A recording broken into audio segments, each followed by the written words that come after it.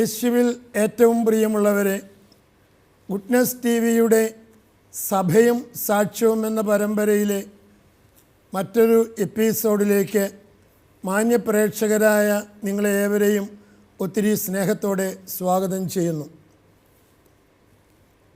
സന്യാസ വ്രതങ്ങളായ ബ്രഹ്മചര്യം, ദാരിദ്ര്യം, അനുസരണം എന്നിവയെക്കുറിച്ച് പൊതുവായ ചില കാര്യങ്ങളാണ് നമ്മൾ കഴിഞ്ഞ ആഴ്ചയിൽ ചിന്തിച്ചുകൊണ്ടിരുന്നത്.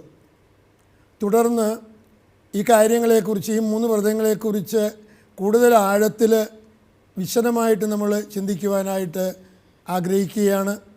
ഈ ചിന്തകൾ നമ്മളുമായിട്ട് പങ്കുവയ്ക്കുവാൻ നമ്മോട് കൂടെയുള്ള സ്നേഹബഹുമാനപ്പെട്ട ഫിലിപ്പ് തയ്യിൽ അച്ഛനെ നിങ്ങളുടെ ഏവരുടെയും പേരിൽ ഒത്തിരി സ്നേഹത്തോടെ സ്വാഗതം ചെയ്യുന്നു.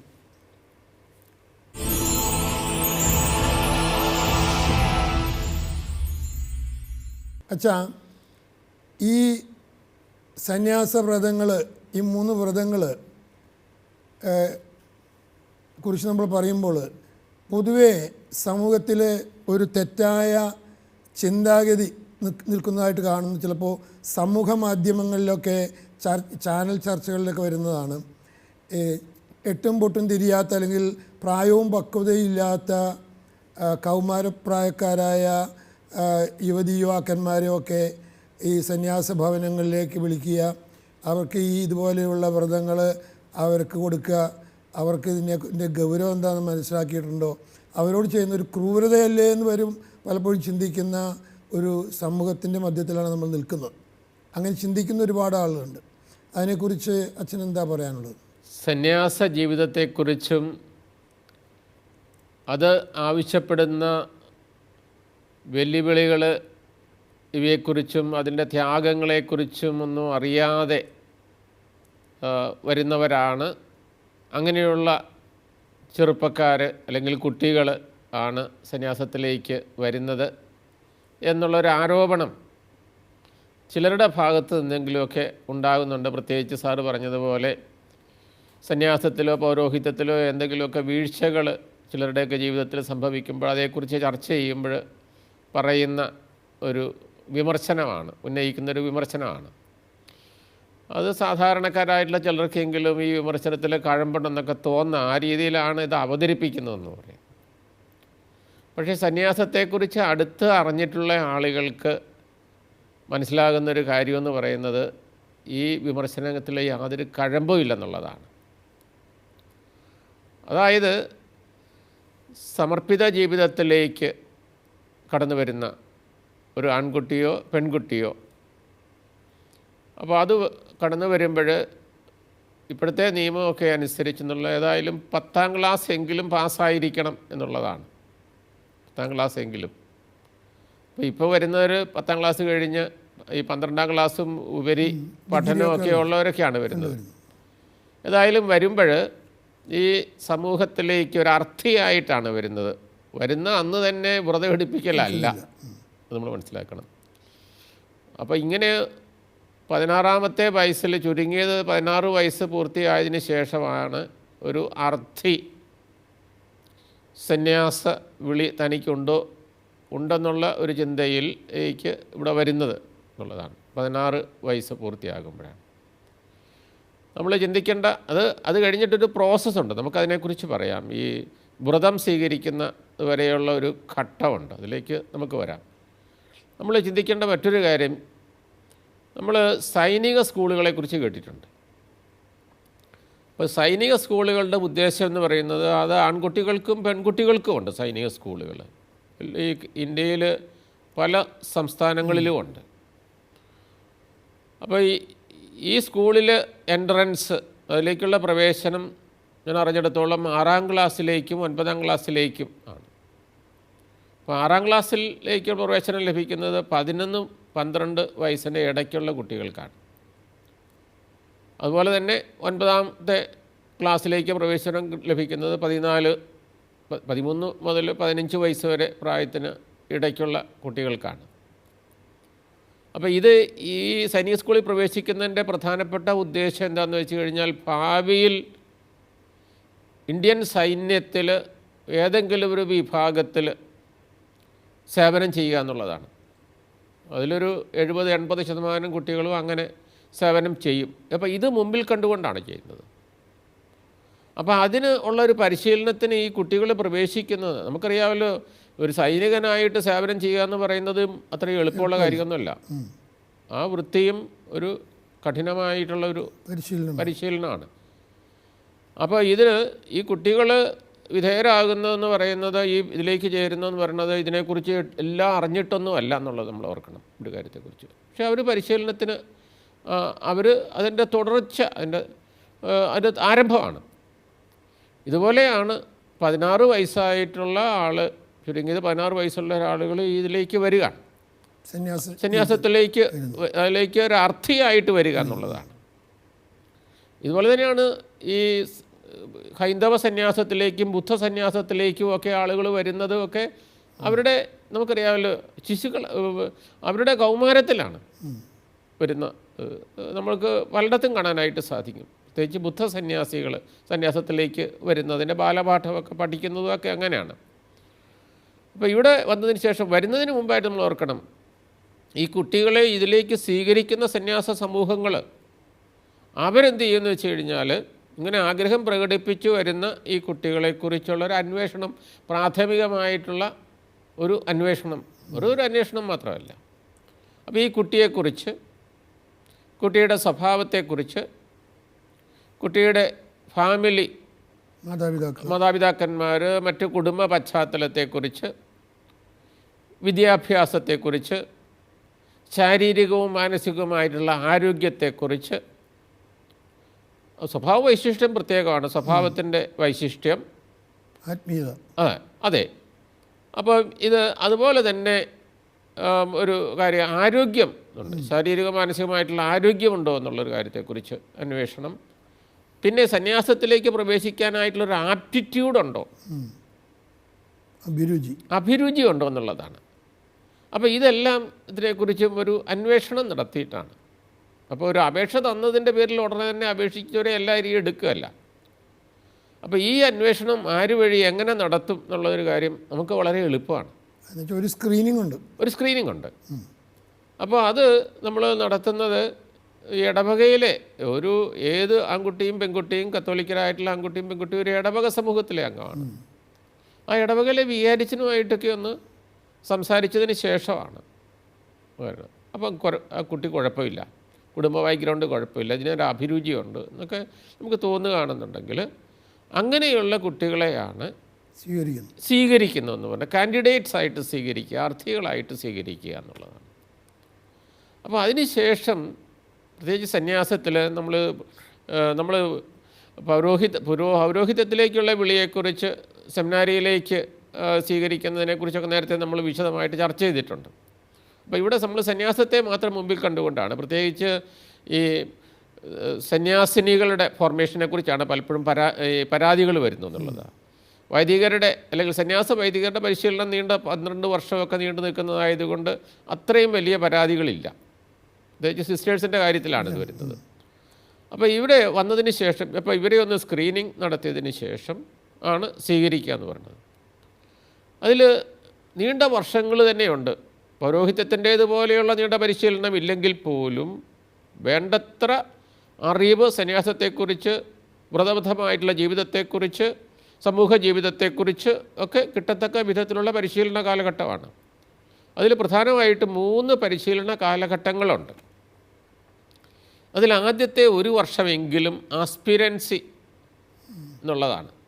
1 വർഷം ആസ്പിരൻസി എന്നാണ് ഇംഗ്ലീഷിലത് പറയുക. അതായത് ഈ സഭയെക്കുറിച്ച്, ഈ സന്യാസ സമൂഹത്തെക്കുറിച്ച് ഒക്കെ അറിയാനായിട്ടും, സമൂഹത്തിൻ്റെ പ്രവർത്തനങ്ങൾ, അതിൻ്റെ ഖാരിസം, അതിൻ്റെ ചൈതന്യം എന്താണ്, അപ്പോൾ ഇങ്ങനെയുള്ള ചൈതന്യം എന്താണ് ഇതിൻ്റെ ശുശ്രൂഷകൾ, അതുപോലെ സന്യാസത്തെക്കുറിച്ച്, അതുപോലെ തന്നെ പ്രാർത്ഥിക്കാനായിട്ടൊക്കെ പഠിപ്പിക്കുക, ധ്യാനിക്കാനായിട്ടൊക്കെ പഠിപ്പിക്കുക. അപ്പോൾ ഇങ്ങനെയൊക്കെയുള്ള ഒരു വർഷത്തേതാണ്. അപ്പോൾ ഈ സന്യാസ ജീവിതത്തെക്കുറിച്ചൊക്കെ ഒരു ചെറുതായിട്ടുള്ള ഒരു കാഴ്ചപ്പാടൊക്കെ, ഒരു ബേസിക്കായിട്ടുള്ള ചില കാര്യങ്ങൾ ആ വർഷം അറിയും എന്നുള്ളതാണ്. അപ്പം ചില സന്യാസ സമൂഹങ്ങളിൽ ഇതിന് കം ആൻഡ് സി എന്ന് പറയും, വരിക കാണുക എന്നുള്ളതാണ്. അപ്പോൾ ചിലത് കം ആൻഡ് സി പ്രോഗ്രാം എന്ന് പറയുന്നത് 1 മാസമോ അല്ലെങ്കിൽ ചിലർക്ക് 2 മാസമൊക്കെ ആയിരിക്കാം. അത് കഴിഞ്ഞിട്ട് 2 മാസമൊക്കെ കഴിഞ്ഞിട്ട് പറ്റിയല്ല എന്നുള്ളൊരു തിരിച്ചു പോകുന്നവരുണ്ടാകും. പക്ഷേ ഇതിങ്ങനെ തുടർന്ന് 1 വർഷമെങ്കിലും ആസ്പിരൻസി പീരീഡാണ്. ഈ 1 വർഷം കഴിഞ്ഞതിന് ശേഷം ആണ് പിന്നീട് പോസ്റ്റുലൻസി എന്ന് പറയുന്ന ഒരു ഘട്ടത്തിലേക്ക് പ്രവേശിക്കുകയാണ്. പോസ്റ്റുലൻസി. അപ്പോൾ ഈ പോസ്റ്റുലൻസി പീരീഡ് എന്ന് പറയുന്നത് ചുരുങ്ങിയത് 2 വർഷമെങ്കിലും ഉണ്ട്. മിക്ക സഭകളിലും അത് 3 വർഷമാണെന്നാണ് എൻ്റെ അറിവ് ഉള്ളത്. അപ്പോൾ ഇവിടെ ഈ കാലഘട്ടത്തിൽ കൂടുതലായിട്ട് സന്യാസത്തെക്കുറിച്ച് കൂടുതലായിട്ട് ഓരോന്ന് സന്യാസത്തെക്കുറിച്ച് വ്രതങ്ങളെക്കുറിച്ചും ഒക്കെ കൂടുതലായിട്ട് ഒക്കെയുള്ളൊരു അറിവ് ഒക്കെ ലഭിക്കുന്നുണ്ട്, നൽകുന്നുണ്ട് എന്നുള്ളതാണ്. അപ്പോൾ ഈ കാലയളവിൽ തന്നെയാണ് 10ാം ക്ലാസ് കഴിഞ്ഞിട്ടുള്ള കുട്ടികളാണെന്നുണ്ടെങ്കിൽ അവരെ പ്രീ യൂണിവേഴ്സിറ്റി +2 എന്ന് പറയുന്ന +2-ലേക്കൊക്കെ വിടുന്നത്. അപ്പോൾ രണ്ടും പിന്നെ 1 വർഷം 3 വർഷമാണ് സാധാരണഗതിയിൽ പോസ്റ്റുലൻസി. പിന്നെ ചില സഭകളെ സംബന്ധിച്ചിടത്തോളം 3 എന്നുള്ളത് ചിലപ്പം അവർ ഉപരി വിദ്യാഭ്യാസമൊക്കെ നേടിയിട്ടുള്ളതാണ്, ഡിഗ്രിയൊക്കെ ഉള്ളവരൊക്കെ ആണെന്നുണ്ടെങ്കിൽ ചിലപ്പോൾ അത് 2 വർഷമാക്കും. അങ്ങനെയായിട്ടുള്ള ചില വ്യത്യാസങ്ങൾ കാണും ഈ പറയുന്നത്.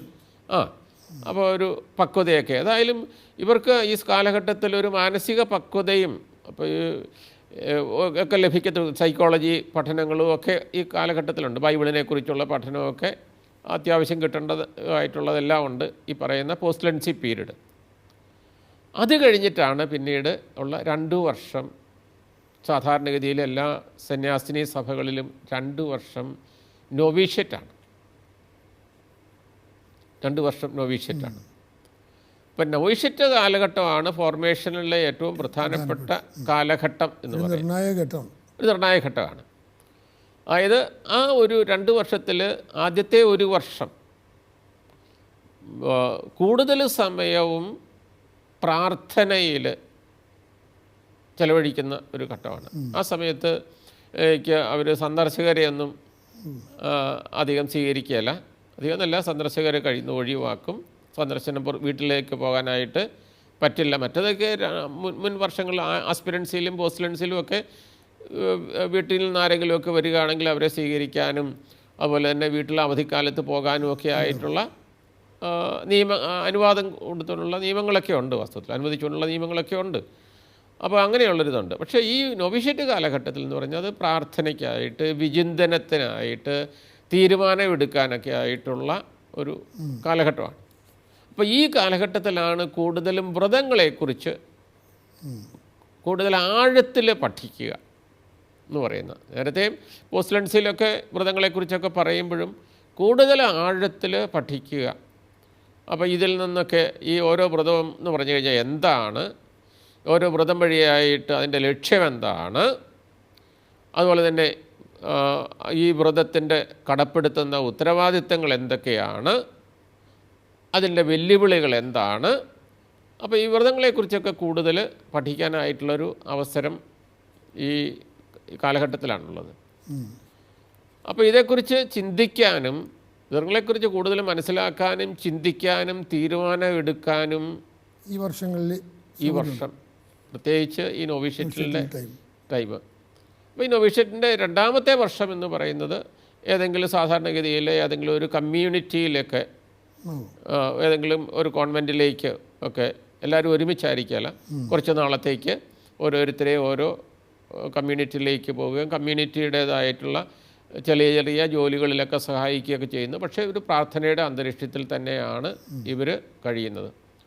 അതിൻ്റെ അവസാന കാലഘട്ടം ആകുമ്പോഴത്തേക്കും ഇവർ വീണ്ടും ഈ കുട്ടികളെ എല്ലാവരെയും കൂടി ഒരുമിച്ച് കൂട്ടി വീണ്ടും 10-40 ദിവസം, ചില സന്യാസങ്ങൾക്കൊരു 40 ദിവസമൊക്കെ നീണ്ടു നിൽക്കുന്ന പ്രാർത്ഥന, അതുപോലെ തന്നെ കോഴ്സ് ഇങ്ങനെയായിട്ടൊക്കെ ഉണ്ട്. അതിൻ്റെ അവസാനമാണ് ഈ പറയുന്ന തീരുമാനം എടുക്കുന്നത്. ഞാൻ ഈ സന്യാസ സഭയിലേക്ക് ചേരാനായിട്ടുള്ള എന്നെ സംബന്ധിച്ചിടത്തോളം അതിനുള്ള ഒരു വിളിയുണ്ടോ എന്നുള്ളതിനെക്കുറിച്ചാണ്. അപ്പോൾ ആഴത്തിൽ നിന്ന് മനസ്സിലാക്കാനായിട്ടുള്ള കർത്താവ് പറയുന്നതിൽ ഗോപുരം പണിയാൻ ഇച്ഛിക്കുന്ന ഒരുവന് തനിക്ക് അതിനുള്ള വകയുണ്ടോ എന്നുള്ളതാണ്. അതെ, അതാണ്.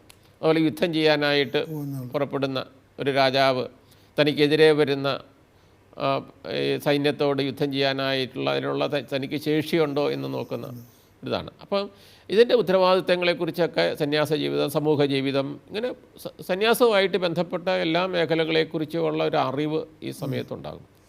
അച്ഛാ, ഇങ്ങനെ ഈ 5 കൊല്ലം, ഏകദേശം 5-6 കൊല്ലം എന്നുള്ളത് നമ്മൾ പറഞ്ഞത്, ഈ 6 കൊല്ലത്തിനുള്ളിൽ ഇവരെല്ലാം കൗമാരപ്രായക്കാരൊക്കെ ആണല്ലോ, അവർക്ക് കൊടുക്കുന്ന ഈ ട്രെയിനിങ്ങിന് നേതൃത്വം കൊടുക്കുന്ന ആളുകൾ അവരുടെ എന്താണ് പ്രായത്തിൻ്റെയും വൈകാരികതയുടെയൊക്കെ അതൊക്കെ ഉൾക്കൊള്ളാൻ പറ്റുന്ന ഉള്ള ആളുകളെ തന്നെ ആയിരിക്കും. അപ്പം പ്രത്യേകിച്ച് കുറേ വർഷങ്ങളായിട്ട് ഒരു 3 പതിറ്റാണ്ടെങ്കിലും ആയിട്ടുണ്ടാകും എന്നുള്ളതാണ് എൻ്റെ ഒരു ചിന്ത.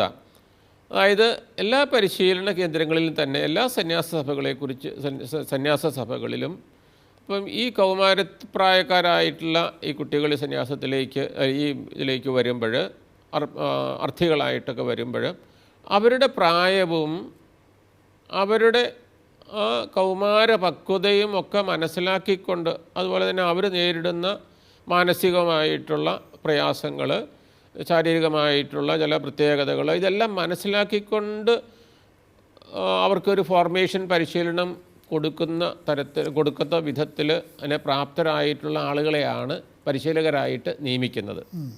പണ്ട് അത്രയൊന്നും നോക്കിയിരുന്നില്ല. ഒരു വിജ്ഞാനമുള്ള ആൾ, വിശുദ്ധിയുള്ള ഒരാൾ, പക്വതയുള്ള ഒരാൾ എന്നുള്ളൊരു രീതിയിലാണ് വെച്ചിരിക്കുന്നത്. പക്ഷേ ഇപ്പോഴതല്ല. അത് നോക്കും. അതോടൊപ്പം തന്നെ ഈ കുട്ടികളെ മനസ്സിലാക്കാനായിട്ട് സാധിക്കുന്നവരാണോ ഇവർ എന്ന് കൂടെ നോക്കിയിട്ടാണ്. അപ്പോൾ അത് എല്ലാ സഭകളും ആ കാര്യത്തിൽ ശ്രദ്ധിക്കുന്നുണ്ട്. അപ്പോൾ ഒരു തലമുറകളുടെ വിടവ് എന്ന് പറയുന്ന ഒരു കാര്യം ഫോർമേറ്ററും അതുപോലെ തന്നെ അതിന് വിധേയരാകുന്ന ഫോർമേഷനിലൂടെ കടന്നു പോകുന്ന ആളുകളും തമ്മിലില്ല എന്ന് പറഞ്ഞാൽ അവരെ മനസ്സിലാക്കുന്ന ആളുകളാണ് ഈ പരിശീലനത്തിന് നേതൃത്വം കൊടുക്കുക. അപ്പോൾ ഞാൻ പറഞ്ഞു വരിക, അപ്പോൾ ഈ ഒരു തീരുമാനമെടുക്കുന്ന കാലഘട്ടം ആകുമ്പോഴത്തേക്കും ഇവർക്കൊരു 22 വയസ്സെങ്കിലും ആകും. 16 പിന്നെ ഒരു 6 വർഷം കൂടെ കഴിയുമ്പോഴത്തേക്ക് 22 വർഷമാകും. അപ്പോൾ നമ്മൾ ചിന്തിക്കണം, 22 വർഷമാകുമ്പോഴത്തേക്കും ഒരു തീരുമാനമെടുക്കാനായിട്ട് പ്രാപ്തരാകത്തക്ക വിധത്തിലുള്ള ഒരു പക്വത ഇവരിലേക്ക് വരും. നമ്മൾ ചിന്തിക്കേണ്ട ഒരു കാര്യം എന്ന് പറയുന്നത്, അത് ജീവിതാവസ്ഥയെക്കുറിച്ച് ഒരു തീരുമാനം എടുക്കുന്നത്, ഞാൻ എന്ത് ജീവിതാവസ്ഥയാണ് സ്വീകരിക്കേണ്ടതെന്നുള്ള തീരുമാനം എടുക്കുന്നത്. അപ്പോൾ ഈ കാലയളവിൽ സ്വയം തീരുമാനിക്കാം, അതോടൊപ്പം തന്നെ സഭയ്ക്കൊരു തീരുമാനമുണ്ട്. അപ്പോൾ ഈ വ്യക്തി തങ്ങളുടെ സഭയിൽ അംഗമാകാനായിട്ട് ഇയാൾക്ക് സാധിക്കുന്നതാണോ, ഒരു സന്യാസത്തിൻ്റേതായിട്ടുള്ള ഒരു സന്യാസിനി എന്നുള്ള നിലയിലുള്ള ഉത്തരവാദിത്വവും അതിൻ്റെ ഗൗരവവും ഒക്കെ മനസ്സിലാക്കിക്കൊണ്ട് ജീവിക്കാൻ പ്രാപ്തയാണോ എന്ന് അറിഞ്ഞിട്ട് ആണ് ഇതിനുള്ള ഈ വ്രതം എടുക്കാനായിട്ടുള്ള സന്യാസ സഭയിൽ ചേരാനായിട്ടുള്ള അനുവാദം നമ്മൾ കൊടുക്കുന്നതെന്ന് ഓർക്കണം. അപ്പോൾ ഇപ്പം നമ്മൾ ഓർക്കേണ്ട മറ്റൊരു കാര്യം, ഈ വിമർശിക്കുന്ന ആളുകൾ ഓർക്കേണ്ട ഒരു കാര്യം എന്ന് പറയുന്നത്, ഇന്ത്യൻ നിയമമനുസരിച്ച് ഒരു പെൺകുട്ടിക്ക് വിവാഹിതയാകാനായിട്ടുള്ള ഏറ്റവും ചുരുങ്ങിയ പ്രായം എന്ന് പറയുന്നത് 18 വയസ്സാണ്. അപ്പോൾ ഒരു പെൺകുട്ടിക്ക് 18 വയസ്സ് ആകുമ്പോൾ തൻ്റെ ജീവിതാവസ്ഥയെക്കുറിച്ച്, വിവാഹ ജീവിതത്തെക്കുറിച്ച്, അതായത് ജീവിതം മുഴുവനും ബാധിക്കുന്ന ഒരു വ്യക്തിയുടെ ജീവിതം മുഴുവൻ, അപ്പോൾ ആ വ്യക്തി ജന്മം കൊടുക്കാൻ പോകുന്ന കുട്ടികൾ, ഒരു കുടുംബം, ഇതിനെല്ലാം അതിന് പറ്റത്തക്ക വിധത്തിലുള്ള ഒരു തീരുമാനം എടുക്കാനായിട്ട് 18 വയസ്സിലുള്ളൊരു കുട്ടിക്ക് പക്വതയുണ്ടെന്ന് നമ്മുടെ ഇന്ത്യൻ ഭരണഘടനയ്ക്ക്, ഇന്ത്യൻ നിയമവ്യവസ്ഥിതിക്ക് അങ്ങനെ ഒരു തീരുമാനമുണ്ട്. അപ്പോൾ അങ്ങനെ ഒരു തീരുമാനം നിലനിൽക്കെ തന്നെയാണ് ഈ 22 വയസ്സ് 23 വയസ്സും അതിന് മുകളിലുള്ള ആളുകൾക്ക് അവർ വ്രതം സ്വീകരിക്കുമ്പോൾ ഇതിനെക്കുറിച്ചുള്ള അറിവില്ല, പക്വതയില്ല എന്ന് ഉള്ള ഒരു നിഗമനത്തിൽ ഈ വിമർശകർ വരുന്നെന്നുള്ളൊരു കാര്യമാണ്. അടിസ്ഥാനമില്ല. അതൊന്ന് ഒരു കാര്യത്തെക്കുറിച്ച്. ഇനി മാത്രമല്ല, അപ്പോൾ ഇത് 2 പക്ഷത്തു നിന്നുമുള്ള ഒരു ഇതാണ്. സ്വയം തീരുമാനിക്കാനും അതോടൊപ്പം തന്നെ ഏത് സമൂഹത്തിലേക്ക് കടന്നു വരുന്ന ആ സമൂഹത്തിലെ അധികാരികൾക്ക് തീരുമാനിക്കാനും 2 ഇതുണ്ട്. ഒരു വിവാഹത്തെ സംബന്ധിച്ചിടത്തോളം അങ്ങനെയുള്ള ഒരു ഇതില്ല. അപ്പം മാതാപിതാക്കന്മാർ, നമ്മുടെ ഇന്ത്യൻ പശ്ചാത്തലത്തിൽ മാതാപിതാക്കന്മാർ തീരുമാനിക്കുന്നു. അതിൻ്റെ കാര്യങ്ങളെക്കുറിച്ചൊന്നും പൂർണ്ണമായിട്ടുള്ള അറിവ്, വിവാഹ ജീവിതത്തെക്കുറിച്ചൊന്നും അറിവുണ്ടായിട്ടൊന്നും അല്ല ഈ 18, 19, 20 വയസ്സായിട്ടുള്ള കുട്ടികൾ വരുന്നെന്നുള്ള അതിനുള്ള ഫോർമേഷൻ കൊടുക്കുന്നുമില്ല എന്നുള്ളത് നമ്മൾ ഓർക്കണം. ശൈശവ വിവാഹം നിലനിന്നിരുന്ന, ഇപ്പോഴും ചിലയിടത്തെങ്കിലും ഈ നിയമത്തിന് വിധേയമല്ലാതെ വിവാഹം നടക്കുന്ന, അങ്ങനെ നമ്മൾ പത്രത്തിലൊക്കെ വായിക്കുന്നതാണ്. അങ്ങനെയുള്ളൊരു സാഹചര്യത്തിലാണെന്ന് ഓർത്തണം. അതിനെക്കുറിച്ചൊന്നും നമ്മുടെ ആളുകൾക്ക് സംസാരിക്കാനായിട്ട് സാധിക്കുന്നില്ല എന്നുള്ളതാണ് ഇങ്ങനെയുള്ളൊരു കാര്യത്തെക്കുറിച്ച്. ഇനി മാത്രമല്ല, അപ്പോൾ ഇങ്ങനെ ആദ്യമായിട്ട് ഇങ്ങനെ വ്രതമെടുക്കുന്നു. ഈ വ്രതമെടുക്കുന്ന ആളുകൾ ഓർക്കണം, ആദ്യത്തെ 5 വർഷം ഈ വ്രതമെടുത്താണ് സന്യാസത്തിലെ സമൂഹത്തിലെ അംഗമാകുന്നതെന്നുള്ളത്. അതോടുകൂടി തന്നെയാണ് സഭാവസ്ത്രം സ്വീകരിക്കുന്നത് എന്നുള്ളൊരു കാര്യമാണ്. വ്രതത്തോടു കൂടിയാണ് സഭയുടെ വസ്ത്രം. ഓരോ സഭയ്ക്കും അതിൻ്റേതായിട്ടുള്ള ഹാബിറ്റ്സ് ഉണ്ട് സഭാവസ്ത്രം സ്വീകരിക്കുന്നുള്ളത്. അപ്പം വ്രതമെടുക്കുന്നത്, ആദ്യമായിട്ട് വ്രതമെടുക്കുന്നത് എന്തോ ഈ പ്രഥമ വ്രതം, അതെ, പ്രഥമ വ്രത വാഗ്ദാനം ആദ്യമായിട്ട് വ്രതം എടുക്കുന്നത്.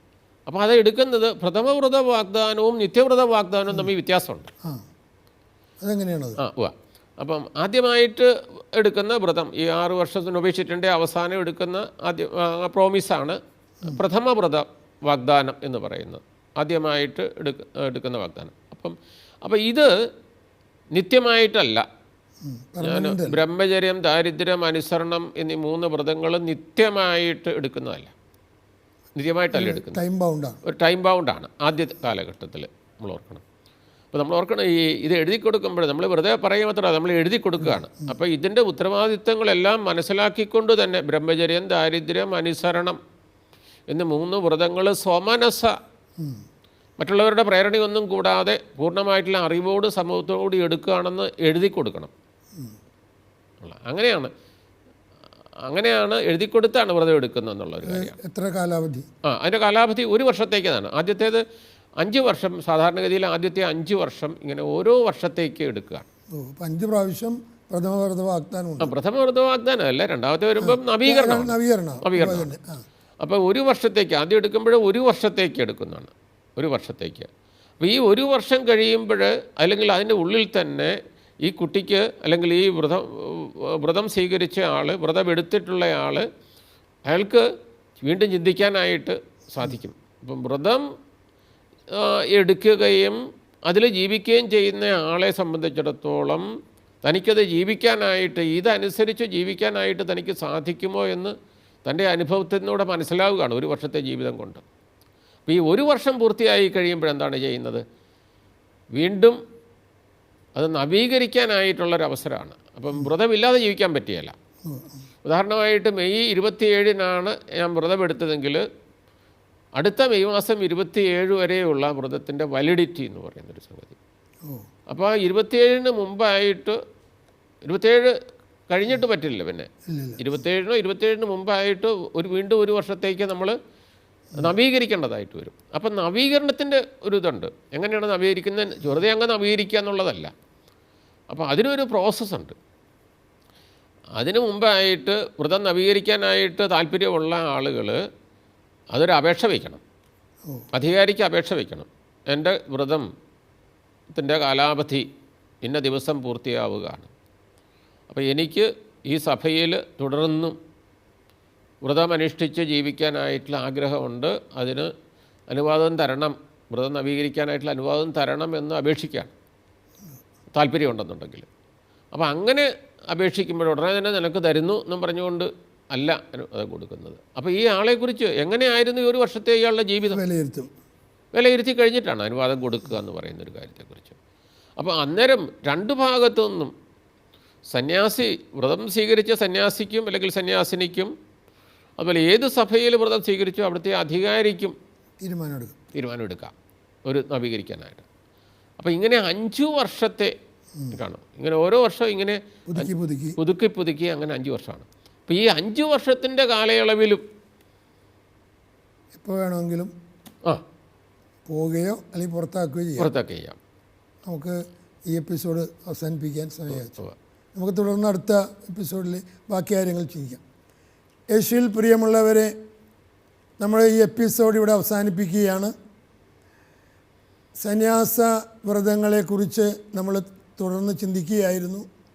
പ്രത്യേകിച്ച് ചെറുപ്രായത്തിൽ, കൗമാരപ്രായത്തിലൊക്കെ സന്യാസ ഭവനങ്ങളിലേക്ക് കടന്നു ചെല്ലുമ്പോൾ അവർക്ക് അത് സ്വീകരിക്കാനും അതൊക്കെ മനസ്സിലാക്കാനും ഒക്കെ എത്രമാത്രം കഴിയും, അതെങ്ങനെയാണ് അവരുടെ പരിശീലനം, അങ്ങനെയുള്ള കാര്യങ്ങളാണ് നമ്മൾ ചിന്തിച്ചുകൊണ്ടിരുന്നത്. നമ്മൾ അത് അവസാനിപ്പിക്കുന്നില്ല, ഇനിയും തുടർന്നുള്ള ഒരുപാട് കാര്യങ്ങൾ നമ്മൾ അടുത്ത എപ്പിസോഡിൽ ചിന്തിക്കുന്നതാണ്. ഇത്രയും സമയം നമ്മളുമായിട്ട് ഈ കാര്യങ്ങൾ പങ്കുവെച്ച സ്നേഹബഹുമാനപ്പെട്ട ഫിലിപ്പ് തയ്യിലച്ചന് നിങ്ങളുടെ ഏവരുടെയും പേരിൽ ഒത്തിരി സ്നേഹത്തോടെ നന്ദി പറയുന്നു. നിങ്ങളുടെ വിലയേറിയ അഭിപ്രായങ്ങളും നിർദ്ദേശങ്ങളും സഭയെ സംബന്ധിച്ചുള്ള നിങ്ങളുടെ സംശയങ്ങളും ഞങ്ങൾക്ക് എഴുതുക. കത്തുകൾ എഴുതുമ്പോൾ നിങ്ങളുടെ കോൺടാക്റ്റ് നമ്പർ കൂടെ കാണിക്കണമെന്ന് ഓർമ്മിപ്പിക്കുകയാണ്.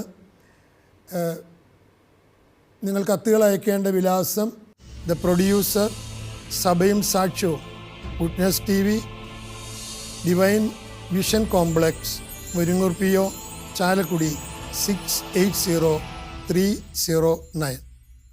മറ്റൊരു എപ്പിസോഡിൽ നമ്മൾ കണ്ടുമുട്ടുന്നതുവരെയും നന്ദി, നമസ്കാരം.